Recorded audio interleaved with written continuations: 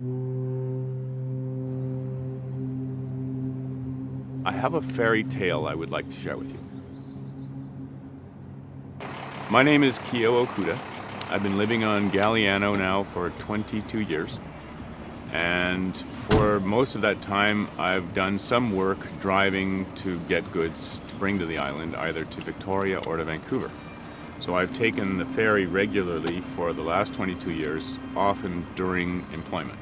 I take the ferry because it's the only way to bring large volumes of goods here efficiently and easily. Well, if I don't get on it now, I'm not going to pick up my goods, so I have to go. Very important.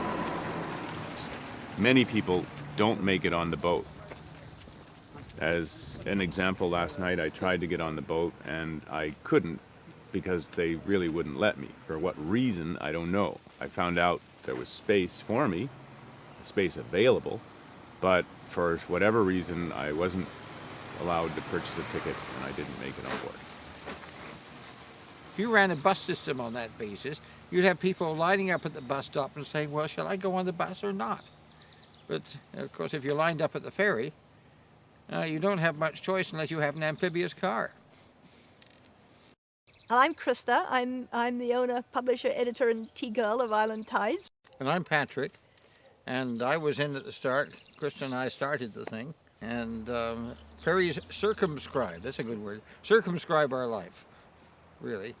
You have to get along with the ferries, you have to adjust yourself to the ferries, so you're entitled to talk about the ferries, complain about the ferries, and occasionally say nice things about the ferries. We've been hearing a huge amount about fares lately. It's quite hopeless. You drive up and you say how much, or you hand them your credit card or whatever, and close your eyes. There are people on these islands who lived here for 3, 4, and 5 generations. There are people who farm, there are people who run businesses, there are people who just live here because admittedly it's a nice place to live. And the government is beating up on them too.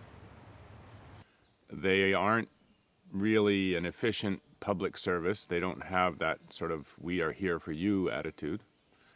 They're sort of independent. We are here for ourselves kind of attitude. Now, the fact that this is an independent corporation is a disguise, or to put it more bluntly, it's BS. And it's government which is deciding the policies here. Government set this up when they set up the corporation in 2003, and they set up a system whereby the fares would continue to go up and they wouldn't have anything to do with it. Who, us? No, not at all. Why aren't we subsidizing our ferries? And remember, it's not the government's money, it's our money. How do they get their money? Taxes. Are we paying big taxes? Yes. Should we get some of that money back? Yes. We need the subsidy. I said.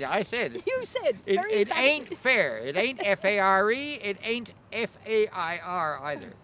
And that's a slogan that's been used by a lot of people on the islands, but it just ain't. They spend a lot of money refitting the larger boat so that it would be appealing to a purchaser, but spent more money on accoutrements and comfort than they did on mechanics and integrity. So here we are at May long weekend, 2008.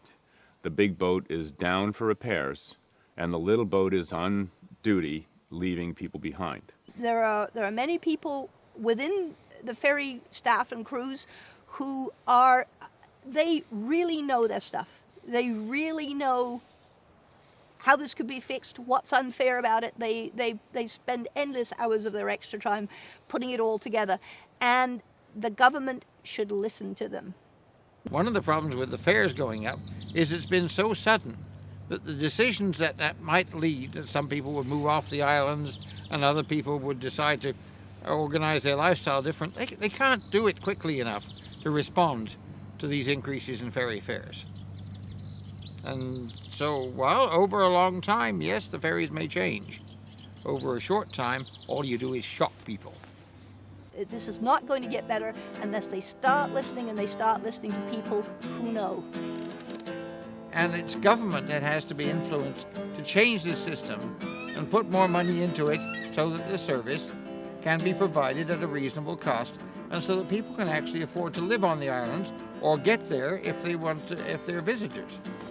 I have found that my sentiments about the island have shifted slightly from awe and joy to a little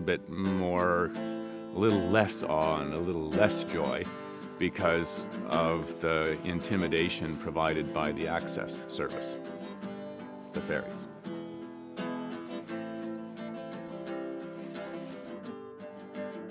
BC Ferry system is something worth having a pride in. It's a sine qua non of British Columbia. I mean, it is British Columbia. Well, it is the best ferry system in the world. And it's a damn shame they took the dogwood off the funnels. The ferries are our highway. If you don't stand up, nobody can stand up behind you. It's when you stand up, people say, you know, you're right. Then things have a chance to change. If nobody stands up, everybody's complacent, nothing changes.